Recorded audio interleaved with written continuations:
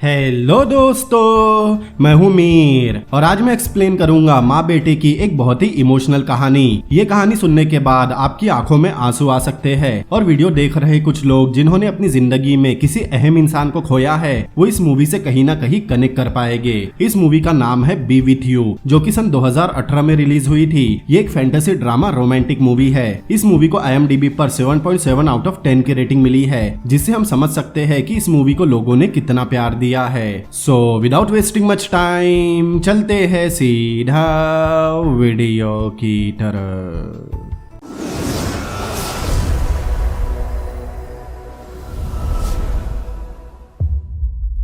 Movie की शुरुआत एक बहुत ही खूबसूरत इमोशनल एनिमेटेड कहानी से होती है, जहां हमें दिखाया जाता है कि धरती और स्वर्ग को जोड़ने वाला एक रास्ता है जिसे क्लाउड लैंड नाम से जाना जाता है। जिस किसी की मौत हो जाती है वो इसी रास्ते पर रहता है जब तक धरती पर मौजूद उसका सबसे खास इंसान उन्हें भूल न जाए। हमें क्लाउड लैंड में एक मामा पेंगुइन को दिखाया जाता है जो क्लाउड लैंड से अपने नन्हे बच्चे यानी एक नन्हे पेंगुइन को देखकर रो रही थी। उसकी आंखों से आंसू बह रहे थे। इससे हम उस मामा पेंगुइन के उसके बेबी से बिछड़ने के दर्द को साफ साफ देख और महसूस कर पाते हैं। अब एक साल बाद मॉनसून सीजन आता है, यानी कि अब मामा पेंगुइन के पास मौका है अपने बेबी से दोबारा मिलने का। वो अपने नन्हे बच्चे से मिलने के लिए क्लाउड लैंड की ट्रेन से धरती पर लौट रही थी। वो ट्रेन से एक स्टेशन पर पहुंचती है जहां वो नन्हा पेंगुइन येलो रेनकोट पहने उदास बैठा था। तब अपने सामने अपनी मामा को देखकर नन्हा पेंगुइन बहुत खुश हो जाता है और दोनों एक दूसरे को गले लगाते हैं। इसके बाद वो मामा पेंगुइन और उसका बच्चा दोनों खेतों में खेलते हैं। मामा पेंगुइन अपने बच्चे को मछलियां पकड़ना सिखाती है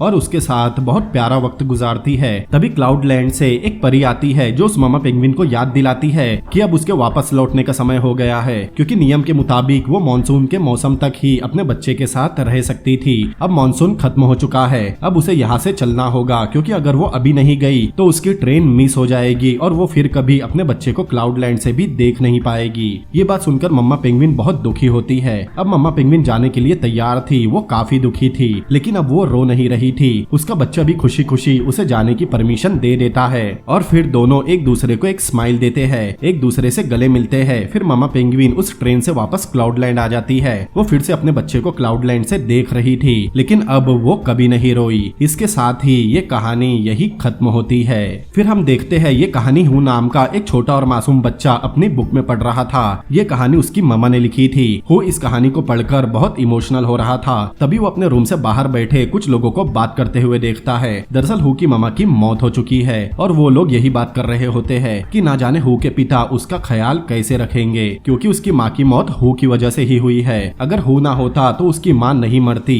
क्योंकि डॉक्टर्स ने उन्हें पहले ही बताया था बेबी रखना उसके लिए खतरनाक हो सकता है। इन सब बातों को हू अपने रूम से सुन रहा था और खुद को अपनी माँ की मौत का जिम्मेदार मान रहा था। आज उसकी माँ का फ्यूनरल है। हू के पिता जीन एक कोने में बहुत उदास बैठे थे। सामने हमें हू के माँ की तस्वीर दिखाई जाती है। हू कहता है सी यू अगेन ममा, मतलब हू उस पेंगुइन की कहानी को सच मानता है। उसे भी लगता है रेन सीजन में उसकी ममा उससे मिलने आएगी। इसी के साथ ये इमोशनल सीन यही कट होता है।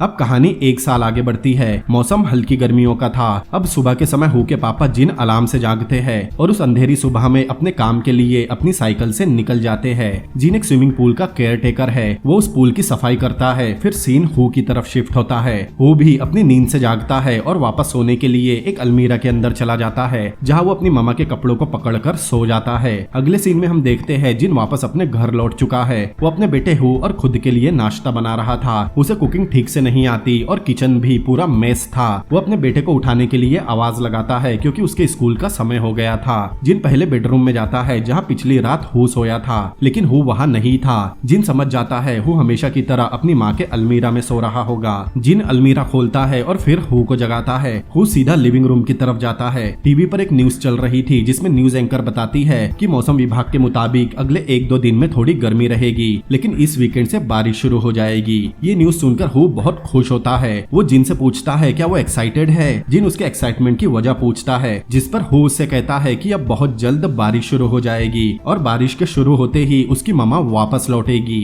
खैर जिन इस पर कुछ खास रिएक्ट नहीं करता। वो कहता है बारिश शुरू होने पर देखेंगे, लेकिन हु कहता है उसकी मम्मा अपना वादा जरूर निभाएगी। फिर जिन हु को स्कूल के लिए तैयार करता है। वो दोनों निकलने ही वाले थे कि तभी हु जिन को उसकी मेडिसिन के बारे में याद दिलाता है। जिन मेडिसिन लेता है। फिर हु और जिन दोनों सुहा की फोटो को किस करते हैं। अब जिन अपने बेटे को स्कूल ड्रॉप करने निकलता है। वो साइकिल चलाते हुए बड़े आराम से अपने बेटे को उसके स्कूल ड्रॉप करता है। हु हमेशा उस नन्हे पेंगुइन की तरह येलो रेनकोट पहनता था। जिन हु को याद दिलाता है स्कूल छूटने के बाद हमेशा की तरह उसे अंकल होंग की बेकरी में जाना है। जिन रोज हु को वहीं से पिकअप करता है। अब जिन हु को किस करता है। फिर वो भी वापस अपने काम पर लौट जाता है। जिन उस स्विमिंग पूल में ही रिसेप्शन संभालता था। वहाँ काम करने वाली एक लड़की उसके लिए कॉफी लेकर आती है। दरअसल वो जिन को पसंद करती है। तभी वहाँ एक और शख्स आता है जो उस स्विमिंग पूल का टीचर था। वो जिन से बहुत रूड बिहेव करता है क्योंकि वो उस लड़की को पसंद करता है, लेकिन वो लड़की जिन को पसंद करती है। इस वजह से उसे जिन से जलन थी। अगले सीन में हम एक बेकरी को देखते हैं जिसे होंग नाम का शख्स चलाता था। होंग जिन का दोस्त है। बेकरी में खूबसूरत लड़की आई थी। होंग उसे बड़े गौर से देखता है,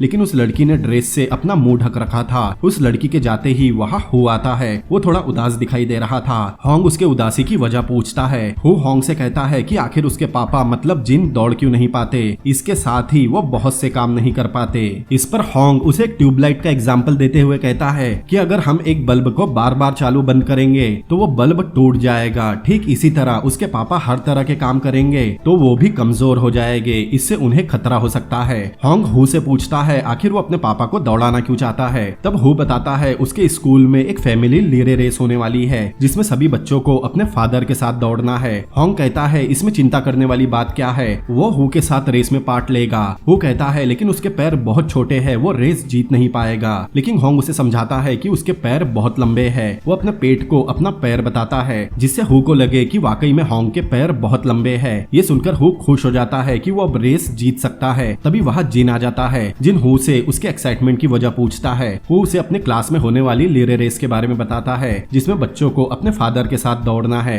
लेकिन रेस में अंकल होंग अपने सुपर लेग के साथ पार्टिसिपेट करने वाले हैं। जिन उसे खुश देखकर मुस्कुराता है और हु खुशी से उछलता हुआ वहाँ से चला जाता है। हु के जाने के बाद होंग जिन को आज कैफे में आई लड़की के बारे में बताता है जो कि जिन के लिए परफेक्ट है, लेकिन जिन इस बात को इग्नोर करके वहाँ से चला जाता है।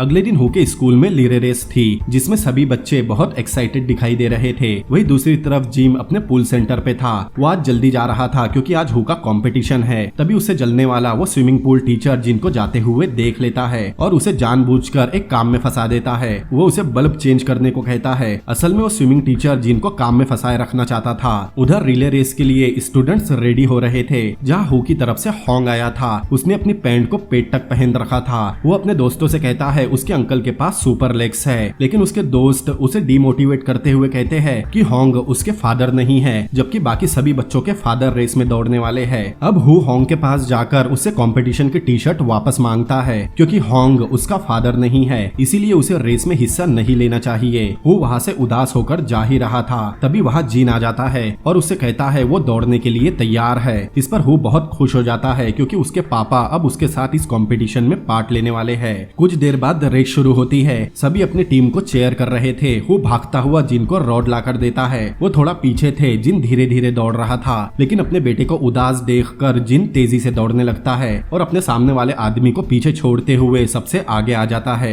लेकिन तभी फिनिश लाइन तक पहुंचने से जस्ट पहले जिन को चक्कर आने लगते हैं और वो बेहोश होकर जमीन पर गिर पड़ता है। हु और होंग दोनों भागते हुए उसकी तरफ आते हैं और उसे संभालते हैं। अब शाम को जिन और हु स्कूल से वापस लौट रहे थे। जिन हु से अफसोस जताता है कि वो आज उसके लिए रेस जीत नहीं पाया, लेकिन हु उससे कुछ नहीं कहता, बस एक प्रॉमिस लेता है कि चाहे कुछ भी हो जाए वो कभी भी उसे छोड़कर नहीं जाएगा। जिन उससे प्रॉमिस करता है वो कभी भी उसे अकेला छोड़कर नहीं जाएगा। वो क्लाउडलैंड की कसम खाते हुए उससे वादा करता है। फिर जिन उसे अपने पीठ पर लेकर घर की तरफ जाता है। ये बाप बेटे का एक बहुत ही बढ़िया सीन है। अब रात में जिन चादर ओढ़कर अपनी वाइफ और बेटे के पुराने वीडियो देखकर उसे याद कर रहा था। फिर वो सो जाता है। अगली सुबह के साथ बहुत ही मधुर बारिश की बूंदे टपकती है जिससे हु जागता है। फिर वो जिन को जगाता है और बाहर चलने को कहता है। वो अपना येलो रेनकोट पहनता है और दोनों बारिश में रेलवे स्टेशन की तरफ जाते हैं। वहाँ पहुंचकर हु अपनी माँ को ढूंढने लगता है, लेकिन वहाँ कोई नहीं था। अब इंतजार करते हुए काफी समय बीत चुका था। इसी वजह से जिन भी अब हु को वापस चलने को कहता है, लेकिन हु उसे समझाता है कि माँ ने उससे प्रॉमिस किया है वो यहाँ जरूर आएगी। जिन उसे गोद में उठा लेता है और उसे लेकर वापस लौटने लगता है। लौटते सोते वक्त दोनों को एक टनल से गुजरना था। तभी जिन को टनल में एक लेडी दिखाई देती है। वो उसे देखकर शॉक होता है क्योंकि यहाँ आते समय वहाँ कोई नहीं था।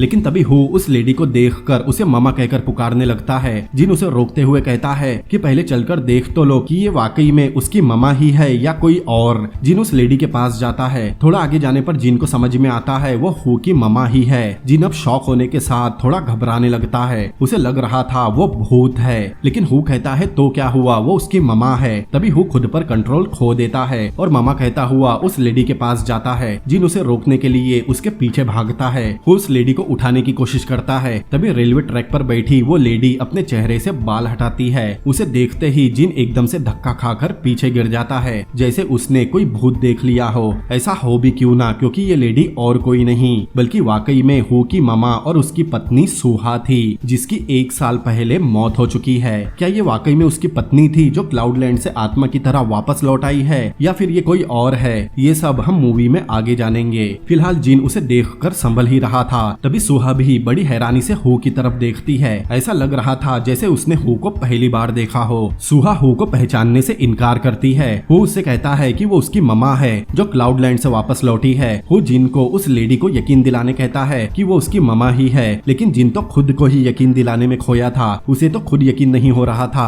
कि उसकी पत्नी मरने के बाद भी लौट आई है। खैर, इसके बाद हु उसे अपनी मम्मा समझकर घर ले आता है। घर पहुंचकर हु सुहा को फैमिली फोटोग्राफ दिखाता है और उसे याद करवाने की कोशिश करता है। हु लगातार सुहा की याददाश्त लाने की कोशिश कर रहा था, लेकिन जिन को ये ठीक नहीं लगता क्योंकि हो सकता है इससे सुहा की तबीयत और बिगड़ जाए। इसीलिए जिन सुहा को आराम करने बोलकर हु को बाथरूम में ले जाता है। जिन हु से पूछता है उसकी मामा को कुछ याद क्यों नहीं। हु कहता है शायद क्लाउडलैंड से वापस आते वक्त उसके सिर पर कुछ लग गया हो। फिर जिन हु से प्रॉमिस लेता है कि वो अपनी मामा को कुछ भी याद दिलाने की कोशिश न करे और इस बात को सीक्रेट रखे कि उसकी मामा क्लाउडलैंड से वापस आई है, क्योंकि ये जानकर या शौक में वो वापस जा सकती है। इसीलिए दोनों नॉर्मल बिहेव करेंगे और उसकी मामा को सब याद दिलाने की कोशिश करेंगे। हु मान जाता है। जब जिन और हु दोनों बाहर आते हैं तब सुहा उनसे सवाल करती है कि क्या वो यही रहती थी, क्योंकि उसके रहते घर इतना बिखरा कैसे है, और हु ने क्लाउडलैंड का जिक्र क्यों किया और हु ने उसका वेलकम क्यों किया। जिन और हु दोनों फटाफट घर की सफाई में लग जाते हैं और सुहा के जवाब में हु कहता है वो बीमार थी। जिन कहता है हाँ वो हॉस्पिटल में एडमिट थी।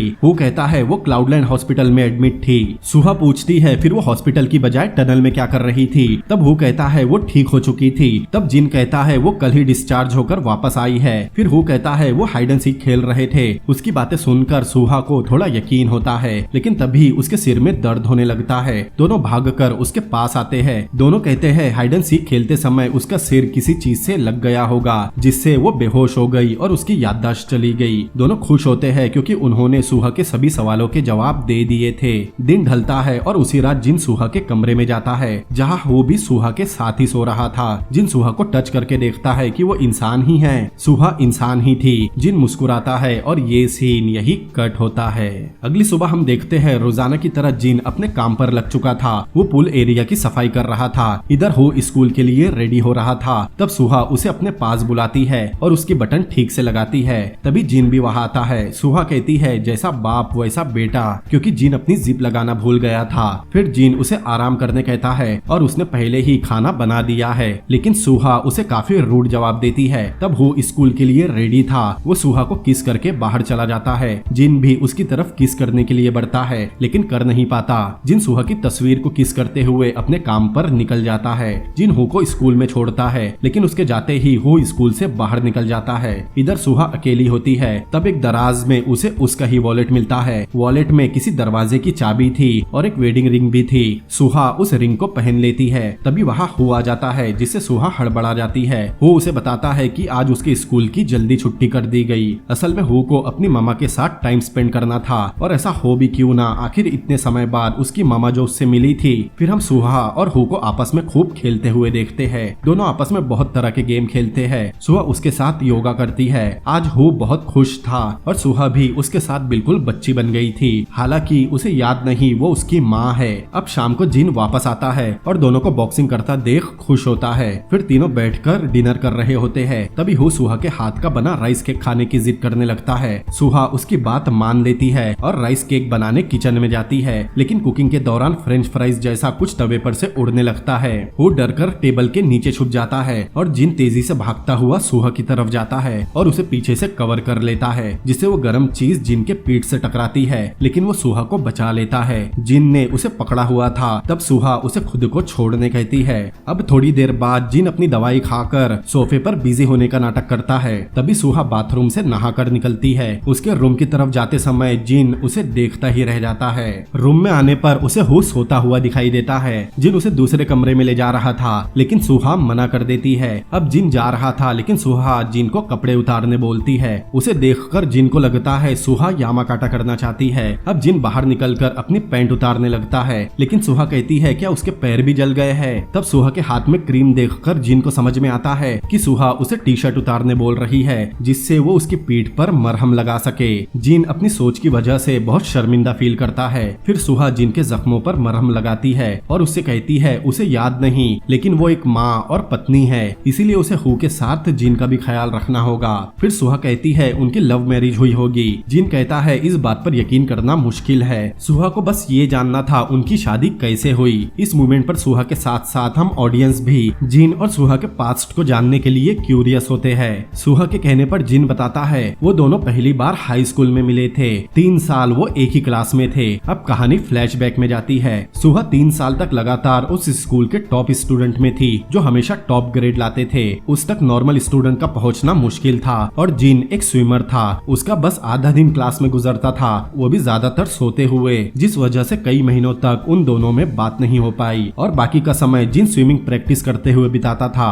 अब एक बार उनकी क्लास स्विमिंग प्रैक्टिस करने आई और जिन सबको स्विमिंग करने में मदद कर रहा था, लेकिन तभी एक स्टूडेंट डूब रहा था। जिन जाकर उसे बचाता है। वो उसे अपनी पीठ पर बैठाकर किनारे पर लाता है। वो लड़की उसे थैंक यू बोलकर चली जाती है। वो लड़की और कोई नहीं सुहा ही थी और तब से ही जिन को सुहा पर क्रश हो गया था। अब क्लास में बैठकर भी जिन सुहा को ही देखा करता था। जब सुहा उसकी तरफ देखती, उसे समझ नहीं आता कैसे रिएक्ट करे। जिन उससे बात नहीं कर पाया। फिर हम स्कूल में एक और कैरेक्टर को देखते हैं जो कि होंग है। होंग उसका क्लास के समय से ही दोस्त था। होंग इस बात को बहुत ही आसानी से समझ गया था कि जिन सुहा को पसंद करता है। इसी वजह से होंग जिन को सुहा से बात करके दोस्ती करने का आइडिया देता है। होंग कहता है सुहा पहले से उसे पसंद करती है। होंग बात शुरू करने के लिए जिन को सुहा से पेन मांगने कहता है, जिससे उनके बीच बात शुरू हो सके। जिन को भी ये आइडिया पसंद आता है। अब क्लास में लेक्चर के दौरान जिन सुहा से बात करने के बहाने उससे पेन मांगता है, लेकिन सुहा तुरंत ही पेन देने से मना कर देती है। अगले सीन में उनकी पूरी क्लास डांस प्रैक्टिस करने आई थी। होंग कहता है उसे लग रहा है सुहा अपनी फीलिंग छुपा रही है।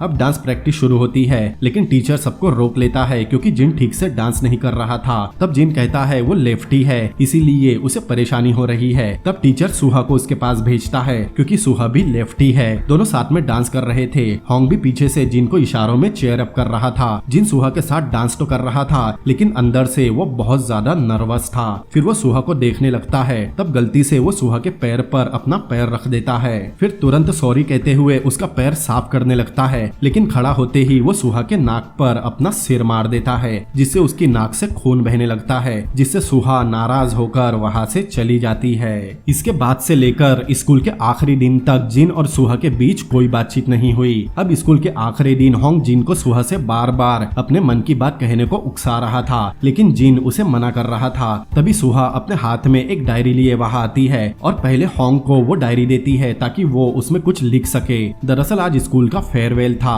सभी स्टूडेंट अपने अपने फ्रेंड्स की डायरी में कुछ लिख रहे थे जो एक मेमोरेबल मोमेंट रह सके। होंग उस डायरी में कुछ लिखता है। फिर सुहा जिन से कहती है अगर वो भी चाहे तो लिख सकता है। फिर जिन भी खुश होकर उस डायरी में कुछ लिखता है। फिर सुहा वहाँ से चली जाती है, लेकिन तभी जिन को याद आता है सुहा गलती से उसका पेन ले गई। वो बाहर जाकर सुहा को देखता है, लेकिन सुहा जा चुकी थी। प्रेजेंट टाइम में वो पेन सुहा के हाथ में था। अब जिन उसे आगे बताने ही वाला था, लेकिन तभी वहाँ हु आ जाता है और उनसे कहता है कि उसे अभी ऐसा लगा जैसे उसकी मामा वापस क्लाउडलैंड चली गई। वो आकर सीधा सुहा की गोद में सो जाता है। सुहा क्लाउडलैंड दोबारा सुनकर थोड़ा कंफ्यूज होती है। तभी जिन उसे कहता है हु क्लाउडलैंड हॉस्पिटल की बात कर रहा है। सुहा आगे की कहानी जानने जिन से सवाल करती है कि स्कूल के बाद वो दोनों कैसे मिले, क्या उन्होंने डेट किया था। जिन बताता है कि स्कूल के आखिरी दिन के बाद जिन ने 2 साल तक उसे फोन किया, लेकिन जैसे ही सुहा हेलो बोलती, नर्वस होकर जिन फोन रख देता। इस बात पर होंग उस पर काफी गुस्सा होता था।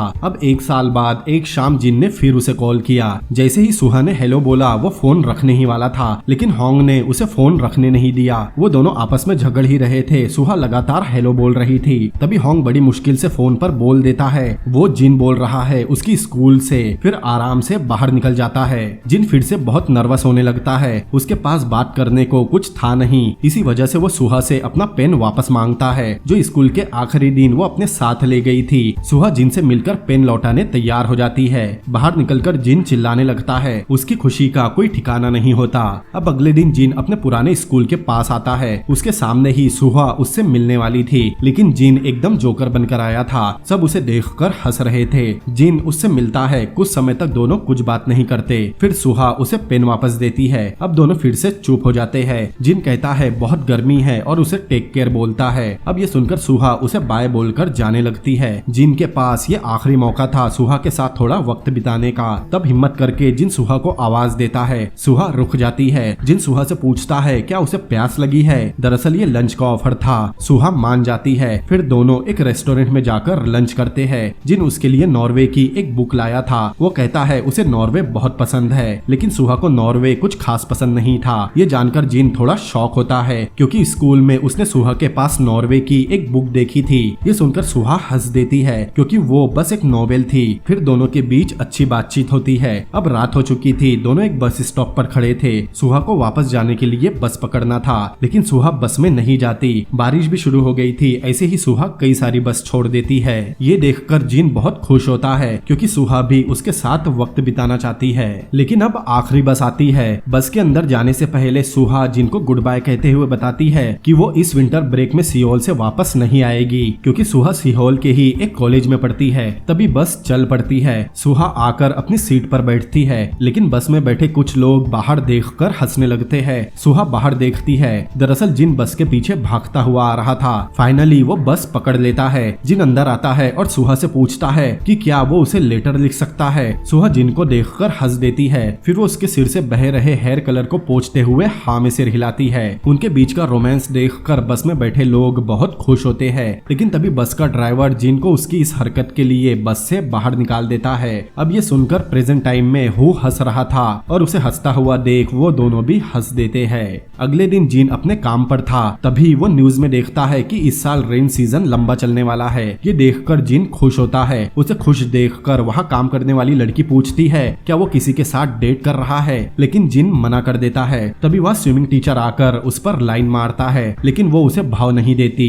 अब हु के क्लास में कुछ बच्चे खिड़की के बाहर बारिश देख रहे थे। तब उनमें से एक लड़का बोलता है कि ये लगातार बारिश होने का कारण उसके पापा है। दरअसल उस लड़के के मुताबिक जब भी उसके पापा अपनी गाड़ी धोते हैं, ठीक उसके अगले दिन बारिश शुरू हो जाती है। ये बातें हु भी सुन रहा था। इधर हम सुहा को देखते हैं। उसे कपड़े सुखाने थे। तब उसे घर के पीछे एक कमरा दिखाई देता है। वो उस कमरे के पास जाती है, लेकिन वो लॉक था। तभी उसे कुछ याद आता है। वो तुरंत अपने वॉलेट से वो चाबी लाती है जिसमें उसे रिंग मिली थी। फिर सुहा उस कमरे में आती है जहाँ उसे हु के साथ जिन का एक बहुत ही खूबसूरत स्केच मिलता है, जो शायद उसने खुद बनाया था। सुहा इन सबको देखकर इमोशनल होती है। दूसरी तरफ जिन जल्दबाजी में किसी रेस्टोरेंट में जाता है। सामने होंग किसी लड़की के साथ बैठा था। जिन समझ जाता है होंग ने उसकी डेट फिक्स की है। जिन वहाँ से जा रहा था। होंग उसे रोकने की कोशिश करता है। अब यहाँ थोड़ी कॉमेडी होती है। जिन उसे उस लड़की से मिलने बोल रहा था, लेकिन जिन को इन सब में कोई इंटरेस्ट नहीं था। तभी जिन को देखकर होंग कहता है उसे देखकर लग रहा है वो प्यार में है। जिन कुछ बता नहीं रहा था। तब होंग उसे अपनी दोस्ती का वास्ता देता है। तब जिन उसे सुहा के बारे में बताता है, लेकिन होंग चिढ़कर कहता है इतना ही क्यों, वो थोड़ा और क्रिएटिव होकर बताए उसकी वाइफ क्लाउडलैंड से वापस आई है, साथ ही उसे कुछ याद नहीं, उसकी याददाश्त भी चली गई है। अब जिन उसे कैसे बताए यही सब हुआ है, इसीलिए जिन वहाँ से चला जाता है। अब अंदर जाकर होंग उस लड़की से माफी मांगता है कि उसका दोस्त नहीं आया, लेकिन उस लड़की को होंग में इंटरेस्ट था। ये सुनकर होंग भी खुश हो जाता है। उस रात जिन, सुहा और हु साथ में थोड़ा क्वालिटी टाइम स्पेंड करते हैं, लेकिन रात में पेंगुइन की ड्रेस में होंग आ जाता है। होंग नशे में था। वो हु को बोल रहा था उसकी मम्मा क्लाउडलैंड से वापस आ गई। जिन उसे बाहर कर देता है, लेकिन सुहा और हु उसकी आवाज से जाग जाते हैं। सुहा बाहर जा रही थी, लेकिन हु उसे बाहर जाने और होंग से मिलने से मना करता है। पूछने पर हु बोलता है अंकल होंग थोड़े पागल से है, लेकिन जिन देखता है होंग दूसरे दरवाजे से घर के अंदर आ गया। जिन उसे उसे बाहर करने की कोशिश कर रहा था, लेकिन तभी उसे सुहा की आवाज आ जाती है। उसे लगता है कमरे में कोई लड़की है, लेकिन सुहा दरवाजा खोलती है और होंग उसे अपने सामने देखकर फ्रीज हो जाता है। सुहा उसके लिए पानी लाने जाती है और होंग डरकर बाहर भागता है। तब सुहा बाहर पानी लेकर आती है। उसे देखकर होंग नीचे गिर जाता है और प्रेयर करने लगता है, लेकिन सुहा प्रेयर कंप्लीट करती है। तभी बिजली भी कड़कती है। ये देखकर होंग की फटके 4 हो जाती है और वो डर कर तुरंत वहाँ से भाग जाता है। जिन सुहा से कहता है होंग बुरा आदमी नहीं है, लेकिन सुहा उससे उनकी अगली डेट के बारे में पूछती है। अब कहानी फिर फ्लैशबैक में जाती है तो उन दोनों की अगली डेट एक मूवी थिएटर में थी। दोनों मूवी देख रहे थे, जिनको सुहा का हाथ पकड़ना था, लेकिन तभी उनके पीछे बैठा आदमी अपना पैर उन दोनों के बीच में रख देता है। जिन सुहा का हाथ समझकर उसके पैर को पकड़ लेता है। जिन सुहा से कहता है लगता है उसे ठंड लग रही है, इसीलिए उसने हाथों में भी ग्लव्स पहने हैं, लेकिन सुहा दिखाती है उसने ग्लव्स नहीं पहने। अब ये देखकर सुहा को बहुत हंसी आती है। बाद में दोनों बस स्टॉप पर खड़े थे। तब सुहा जिन के जैकेट में अपना हाथ डालती है और जिन उसका हाथ पकड़ता है। अब प्रेजेंट टाइम में भी सुहा उसके जैकेट में अपना हाथ डालती है और जिन खुश होकर उसका हाथ पकड़ता है। तब सुहा देखती है उसके हाथ पर चोट लगी है। जिन बताता है वो अपनी साइकिल से गिर गया था। सुहा दवाई लेने जाती है, लेकिन जिन को कुछ देर वैसे ही बैठना था। तभी हु नींद में कुछ बड़बड़ाता है, जो सुनकर दोनों हंस देते हैं। अब अगले दिन जिन सुहा को कहीं लेकर जाता है। पहाड़ी चढ़ते चढ़ते सुहा थक गई थी। ऊपर पहुंचकर जिन सुहा को दिखाता है सामने एक ओपन थिएटर है। फिर जिन एक दूरबीन से सुहा को वो मूवी दिखाता है। साथ ही वो रेडियो में उस मूवी की फ्रीक्वेंसी सेट करता है, जिससे अब उन्हें वो मूवी सुनाई भी देती है। अब यहाँ मूवी देखने के लिए दोनों में थोड़ी नोकझोंक होती है, लेकिन एंड में सुहा ही जीतती है। अब सुहा मजे से मूवी देख रही थी। तब जिन उसे किस करने आगे बढ़ता है, लेकिन सुहा कोई कीड़ा समझकर उसके सिर पर मार देती है। लेकिन जिन हार नहीं मानता। एंड में वो सुहा को किस करता है। सुहा भी उसे किस करने लगती है और तभी वहाँ बारिश भी शुरू हो जाती है। ये सीन बहुत रोमांटिक था। अगले दिन सुहा पेंगुइन की कहानी वाली वो बुक देखती है। अब तीनों एक हैप्पी फैमिली की तरह रहने लगे थे। तीनों साथ में बहुत मस्ती करते। रात में हो खिड़की पर पत्तियां चिपका रहा था। सुहा के पूछने पर वो बताता है वो ज्यादा बारिश के लिए ये पत्तियां लगा रहा है, लेकिन सुहा समझ गई थी। अगले दिन तीनों पिकनिक के लिए जाते हैं। तीनों साथ में बहुत मस्ती करते हैं। वापस आते समय जिन दोनों को अपनी पीठ पर उठाकर ला रहा था। शाम को तीनों घर पहुंचते हैं, लेकिन अंदर जाने के कुछ सेकंड बाद जिन बेहोश होकर गिर जाता है। होश में आने पर सुहा उसके सामने बैठी थी। सुहा पूछती है जिन ने उसे अपनी बीमारी के बारे में बताया क्यों नहीं और ये बीमारी कब से शुरू हुई। तब जिन बताता है उनकी तीसरी डेट के बाद। तो उनकी तीसरी डेट के बाद जिन उसे घर तक छोड़ने आया था। बाय कहने से पहले सुहा ने उसे वो पत्ती दी थी और जिन चिल्लाता हुआ वहाँ से गया। फिर वो अपनी प्रैक्टिस करने में लग गया। वो जिम करता और स्विमिंग की बहुत प्रैक्टिस करता, क्योंकि बहुत जल्द कंपटीशन आने वाला था। लेकिन एक दिन वो स्विमिंग करते हुए बेहोश हो गया। डॉक्टर्स ने बताया उसके दिमाग के उस हिस्से में कुछ प्रॉब्लम है जो हार्मोन्स को कंट्रोल करते हैं। उसने ट्रीटमेंट शुरू किया, लेकिन उसकी कंडीशन और बेकार होती गई। अब जब भी वो नर्वस होगा या उसे तनाव होगा या उसने ज्यादा फिजिकल एक्टिविटी की तो वो बेहोश हो जाएगा। इस बीमारी से उसका सब कुछ खत्म हो गया था, ना कि उसका स्विमिंग करियर बल्कि उसकी नॉर्मल लाइफ भी। तभी उसके पास सुहा आई, क्योंकि उसने सुहा को ब्रेकअप का लेटर भेजा था। सुहा ने उससे बहुत पूछा आखिर हुआ क्या है, क्योंकि उसने स्विमिंग भी छोड़ दी और उसका वेट भी कम हो गया है। लेकिन जिन ने उसे कुछ नहीं बताया, बस उससे इतना ही कहा वो उसे अब पसंद नहीं करता और अब उससे दोबारा मिलना नहीं चाहता। ये सुनकर सुहा रोती हुई वहाँ से चली गई और इस तरह दोनों का ब्रेकअप हो गया। अब अकेले कहीं भी जाना उसके लिए खतरनाक था, लेकिन फिर भी कुछ महीनों बाद जिन सियोल शहर में उसके कॉलेज आया, क्योंकि उसे बस एक बार सुहा को देखना था। बारिश शुरू हो गई और सुहा कॉलेज से बाहर निकली, लेकिन तभी उसके सामने एक लड़के की कार आकर रुकी। सुहा उस कार में बैठकर चली गई। जिनको ये देखकर थोड़ा दुख तो हुआ, लेकिन वो खुश भी था कि सुहा अपनी जिंदगी में आगे बढ़ गई। जिन सुहा के दिए उस पत्ती को वही छोड़कर वापस आ गया। फिर वो यहाँ इस घर में शिफ्ट हुआ। इस बीच उन दोनों के बीच कोई बात नहीं हुई, लेकिन कुछ महीनों बाद उसे एक कॉल आया। वो रेलवे स्टेशन पर पहुंचा, ट्रेन से सुहा उतरी और दौड़कर उसे गले लगा लिया। शायद तब उसे जिन की बीमारी के बारे में पता चल गया था, इसीलिए वो उसके पास चली आई। प्रेजेंट टाइम में सुहा जिन के साथ लेट जाती है। जिन बताता है उसने कहा वो जितना जल्दी हो सके उससे शादी कर ले। वो हर मिनट उसके साथ बिताना चाहती है। सुहा ने अपनी पढ़ाई छोड़ दी और अपने पेरेंट्स के खिलाफ जाकर उससे शादी की। फिर कुछ समय बाद हु पैदा हुआ। सुहा पूछती है उसके बाद वो तीनों बहुत खुश रहे। जिन बताता है हु के पैदा होने के बाद उनकी खुशियाँ दुगनी हो गई। ये सुनकर सुहा के चेहरे चेहरे पर एक सुकून नजर आता है।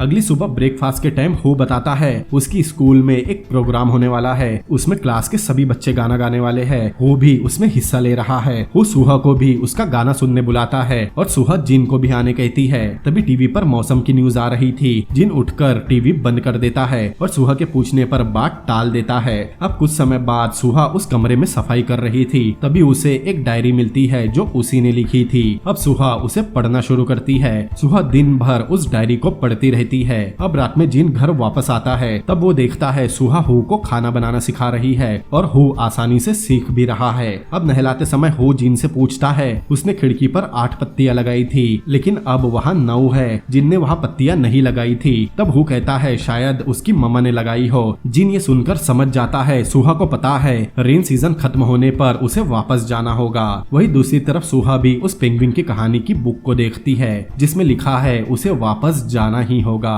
अगले दिन हु की क्लास में सब सिंगिंग प्रैक्टिस कर रहे थे। सिंगिंग के बाद सब बच्चों को बताना था उन्हें क्या बनना है। हु बताता है उसे रनर बनकर ओलंपिक में गोल्ड मेडल जीतना है। वही घर पर सुहा हु को कपड़े सुखाना सिखा रही थी। हु मस्ती कर रहा था लेकिन सुहा उसे बड़े प्यार से सिखाती है कि कपड़े कैसे सुखाए जाते हैं। फिर सुहा हु को वैक्यूम क्लीनर से सफाई करना सिखाती है। फिर बाद में उसे नहाना भी सिखाती है। अब रात में सुहा एक वीडियो देख रही थी जिसमें हु बहुत छोटा था। ये उनकी हैप्पी मेमोरीज थी जिसे देखकर सुहा रोने लगती है क्योंकि उसे कुछ याद नहीं और कुछ दिनों में उसे वापस जाना है। जिन उसे रोता हुआ देख लेता है। अब वो होंग के साथ उस टनल को लकड़ियों से बंद कर देता है ताकि वो सुहा को वापस जाने से रोक सके। अपने काम पर भी जिन उदास रहने लगा था क्योंकि रेन सीजन खत्म होने वाला था। तभी उसे किसी का कॉल आता है। जिन तुरंत वहाँ पहुँचता है। वो हु के क्लासमेट का घर था। उस लड़की की मॉम बताती है रोज उनकी कार पर कोई साबुन लगा देता है लेकिन आज उन्होंने हु को साबुन के साथ पकड़ लिया।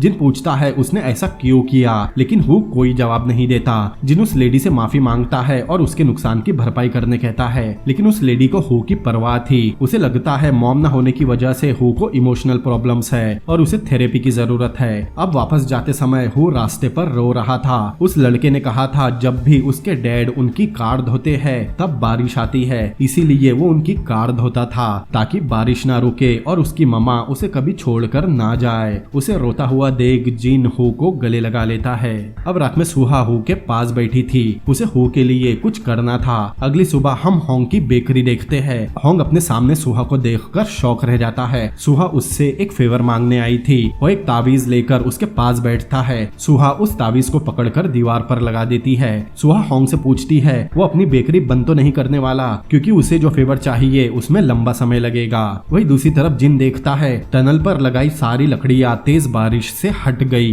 ये देखकर उसे बहुत दुख होता है क्योंकि इसका मतलब था वो कुछ भी कर ले लेकिन सुहा को वापस जाने से रोक नहीं सकता। सुहा बारिश में घर वापस आती है तभी उसे सामने हु दिखाई देता है क्योंकि वो उसे ही ढूंढ रहा था।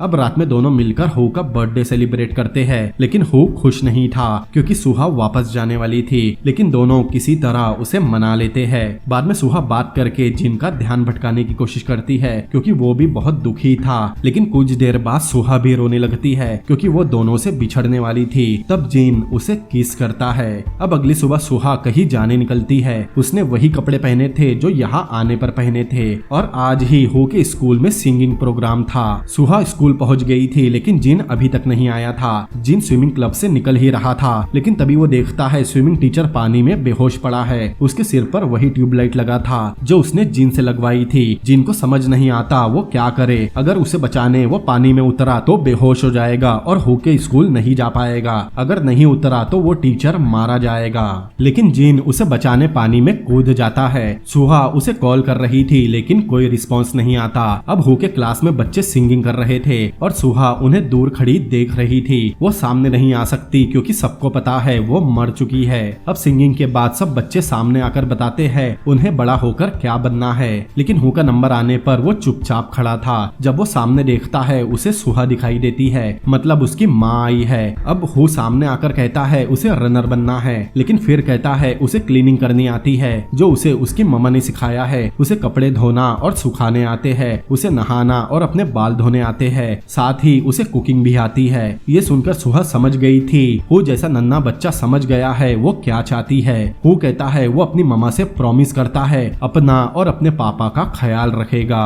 ये सुनकर वहाँ मौजूद सभी पेरेंट्स तालियां बजाने लगते हैं। वही स्विमिंग क्लब में टीचर को बचाने के बाद जिन भी बेहोश हो गया था, उसे ले जाने एम्बुलेंस आई थी। वही स्कूल के बाहर सुहा जिन का इंतजार कर रही थी, लेकिन तभी वो देखती है सूरज निकल आया है, मतलब रेन सीजन खत्म हो गया और अब उसे वापस जाना होगा। वो भी स्कूल से सूरज देखता है। सूरज की रोशनी एम्बुलेंस में जिन पर पड़ती है, जिससे उसे होश आता है। वो तुरंत ही एम्बुलेंस रुकवा कर उतर जाता है। वो भी भागता हुआ घर आता है, लेकिन उसे घर में अपनी मम्मा कहीं नहीं मिलती। तभी उसे टेबल पर पेंगुइन की कहानी की बुक दिखती है, जिसमें लिखा था अगर उसने आखिरी ट्रेन मिस कर दी तो कभी वापस क्लाउडलैंड नहीं जा पाएगी और साथ ही यहाँ से भी वैनिश हो जाएगी। वही सुहा रेलवे ट्रैक पर अपने बेटे और पति का इंतजार कर रही थी, लेकिन कोई नहीं आता, इसीलिए वो टनल की तरफ बढ़ने लगती है। दूसरी तरफ जिन स्कूल पहुंचता है, लेकिन प्रोग्राम खत्म हो गया था। अब सुहा टनल के सामने खड़ी थी, जहाँ उसे बहुत सारी लकड़ियां दिखाई देती है। वो समझ जाता है ये जिन ने किया होगा।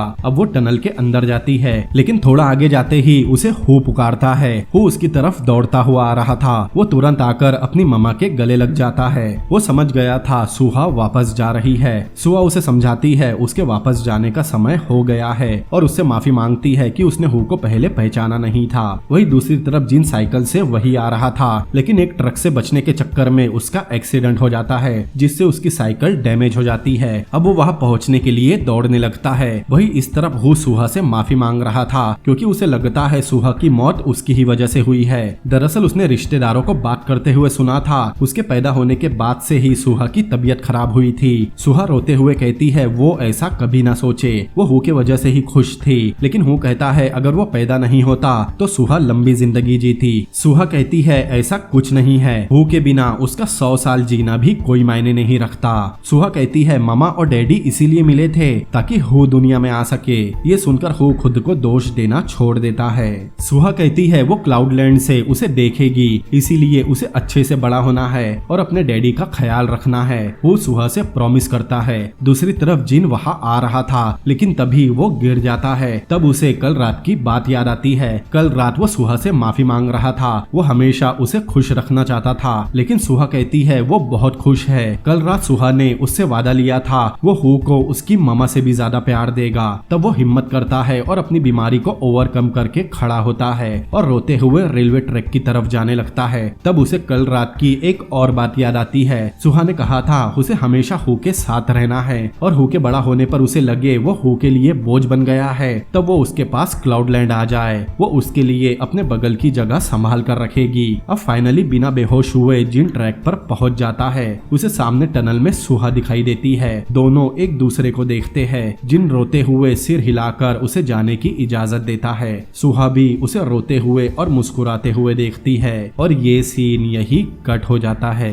अब अगले सीन में हम देखते हैं हु ब्रेकफास्ट बना रहा है। अब उनका किचन भी काफी साफ रहता है। वो खुद ही स्कूल के लिए तैयार हो जाता है। फिर दोनों सुहा की फोटो को किस करके चले जाते हैं। उस फोटो के ऊपर उनकी अभी की फोटो भी लगी थी। अब जिन काफी तेज साइकिल चलाता है, यहाँ तक कि अब वो बच्चों को स्विमिंग भी सिखाता है। मतलब उसकी बीमारी कुछ हद तक ठीक हो चुकी है। रात में अपनी दवाई के पैकेट में उसे बाहर के कमरे की चाबी मिलती है। उसमें एक नोट भी था। जिन तुरंत उस कमरे में जाकर डायरी को पढ़ता है और अब यहाँ मूवी का सबसे बड़ा सस्पेंस रिवील होता है। दरअसल मार्च 1990 को जब सुहा बारिश में स्कूल जा रही थी, सामने गली से एक लड़का आ रहा था। उसके जाने के लिए वो लड़का अपना छाता बंद करके बारिश में खड़ा हो गया। वो लड़का जिन ही था और उसी पल से सुहा को जिन पर क्रश हो गया था। वो जिन को पसंद करने लगी थी। जब सुहा क्लास में थी तब वहाँ नया स्टूडेंट आया और वो स्टूडेंट भी जिन ही था। मतलब जिन से पहले सुहा को उस पर क्रश था। जिस दिन जिन ने उसे डूबने से बचाया था वो एम्बेरस होकर वहाँ से चली गई। वो घर जाकर खुद को बहुत कोसती थी। जब जिन ने उससे पेन मांगा तब घबराकर उसने ना बोल दिया।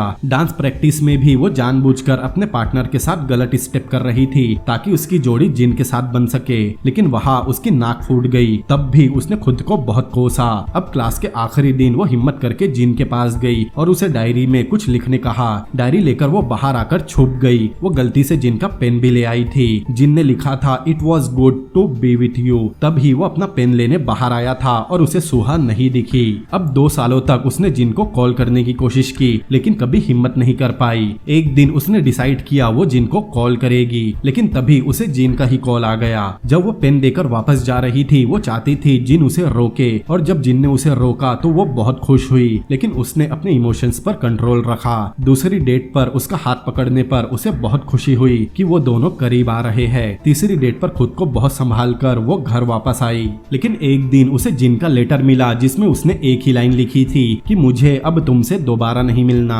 इसीलिए वो जिन से मिलने पहुंची, लेकिन जिन ने उससे ब्रेकअप कर लिया। इससे उसे बहुत दुख हुआ, वो जिन को बहुत मिस करती थी। अब एक दिन जब वो कॉलेज से निकल रही थी तब उसके एक दोस्त ने उसे लिफ्ट दी क्योंकि बारिश हो रही थी, लेकिन तब उसने जिन को वहां से जाते हुए देखा। वो तुरंत उस जगह गई, वहां उसे वो पत्ती मिली जो उसने जिन को दी थी। वो खुश होकर बाहर दौड़ती हुई जिन को ढूंढने लगी, लेकिन तभी उसका एक्सीडेंट हो गया और वो बेहोश हो गई। और जब उसकी आंखें खुली उसके सामने हो और जिन थे। वो टनल में रेलवे ट्रैक पर बैठी थी। उसे कुछ समझ नहीं आ रहा था कि वो 8 साल फ्यूचर में कैसे आ गई। यह सब कुछ उसके लिए अजीब था, नया था। वो काफी हैरान थी कि उनका एक बेटा भी होगा, और साथ में रहते हुए उसे फिर से जिन से प्यार हो गया। यहाँ उसने अपनी पहली किस की। यहाँ से जाने के बाद वो हॉस्पिटल में जागी। सब लोग बोल रहे थे कि ये कोई चमत्कार से कम नहीं, क्योंकि 6 हफ्तों बाद वो कोमा से जागी थी। पहले उसे लगा जो उसने देखा वो सब सपना था, लेकिन जो वक्त उसने हु और जिन के साथ बिताया था वो बिल्कुल सच लग रहा था। इसीलिए वो चेक करने के लिए उस घर के पास गई। वो घर वही था, बस जिन अभी वहाँ रहने नहीं आया था।